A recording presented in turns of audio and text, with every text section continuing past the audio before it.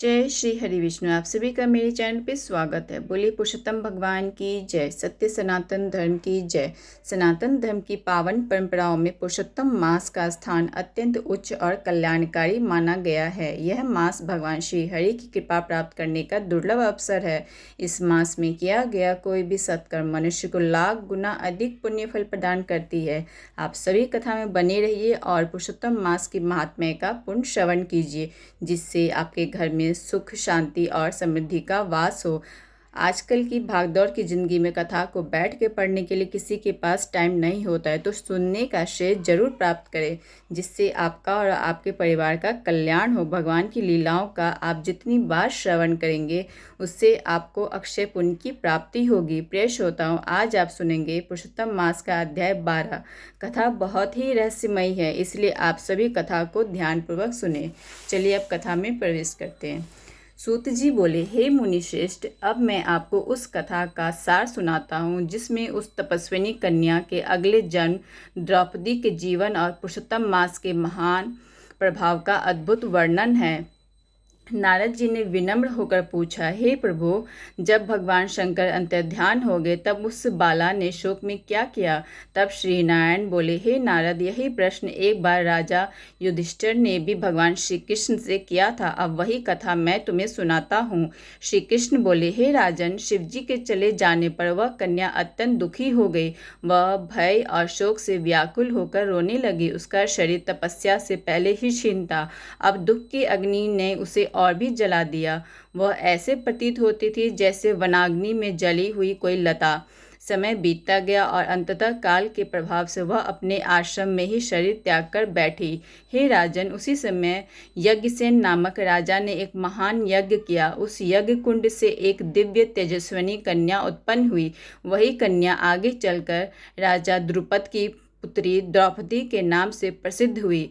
पूर्व जन्म की वही तपस्विनी कन्या अब द्रौपदी के रूप में जन्मी थी। उसका स्वयंवर हुआ, जिसमें अर्जुन ने मछली की आंख भेज कर उसे प्राप्त किया, परंतु आगे चलकर उसे अत्यंत कष्टों का सामना करना पड़ा। दुर्योधन के सभा में दुशासन ने उसके केश पकड़कर उसे अपमानित किया। उस समय उसने अत्यंत व्याकुल होकर मुझे पुकारा, हे कृष्ण, हे दीनबंधु, अब मेरा कोई नहीं, आप ही मेरे रक्षक हैं। प्रथम पुकार से मैंने उसकी ओर ध्यान नहीं दिया, क्योंकि उसने पूर्व में पुरुषोत्तम मास का अनादर किया था। परंतु जब उसने पूर्ण समर्पण भाव से पुनः मुझे पुकारा, तब मैं तुरंत वहां पहुंचा और उसकी लाज की रक्षा की। श्री कृष्ण आगे बोले, हे राजन, द्रौपदी मेरी अत्यंत प्रिय भक्त थी, परंतु पुरुषोत्तम मास का अपमान करने के कारण उसे कष्ट सहना पड़ा। जो पुरुषोत्तम मास का तिरस्कार करता है, उसका पतन निश्चित है, और जो भक्तों को पीड़ा देता है, वह मेरा सबसे बड़ा शत्रु होता है। इसके बाद श्री कृष्ण ने पांडवों को आश्वासन दिया कि वे उनके शत्रुओं का नाश करेंगे और उन्हें पुनः राज्य प्राप्त होगा। उन्होंने कहा, हे पांडवों, तुम पुरुषोत्तम मास का विधि पूर्वक व्रत और पूजन करो, इससे तुम्हारा कल्याण होगा। फिर श्री कृष्ण द्वारका जाने लगे। पांडव अत्यंत भावुक होकर बोले, हे प्रभु, आप ही हमारे जीवन हैं, हमें कभी मत भूलिए। श्री कृष्ण प्रेम पूर्वक उन्हें समझाकर द्वारका लौट गए। उनके जाने के बाद पांडवों ने तीर्थों में भ्रमण किया और पुरुषोत्तम मास आने पर विधि पूर्वक व्रत किया।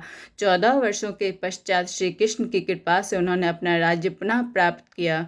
सूत जी अंत में कहते हैं, हे मुनियों, पुरुषोत्तम मास का महात्म्य इतना महान है कि उसे पूर्ण रूप से कोई नहीं जान सकता। स्वयं भगवान ही इसके संपूर्ण प्रभाव को जानते हैं। जो मनुष्य श्रद्धा और नियम पूर्वक इस मास का पालन करता है, वही वास्तव में धन्य और पूजनीय होता है।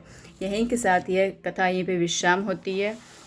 जो पुरुषोत्तम मास का सम्मान करता है, उस पर भगवान की विशेष कृपा बरसती है, और जो इसका अनादर करता है, उसे जीवन में कठिन परीक्षाओं का सामना करना पड़ता है।